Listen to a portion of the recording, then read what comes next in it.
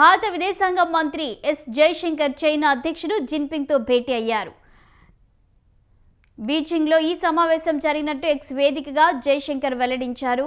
2020లో గాల్వాన్ ఘటనతో ఇరు దేశాల మధ్య తీవ్ర ఉద్రిక్తతలు తలెత్తిన తర్వాత భారత విదేశాంగ శాఖ మంత్రి చైనాలో పర్యటించడం ఇదే తొలిసారి. టియాన్జిన్ వేదికగా షాంఘై సహకార సంస్థ కౌన్సిల్ సమావేశం జరగనుంది. బీజింగ్లో ద్వైపాక్షిక చర్చల అనంతరం మంత్రి అక్కడికి వెళ్లనున్నారు.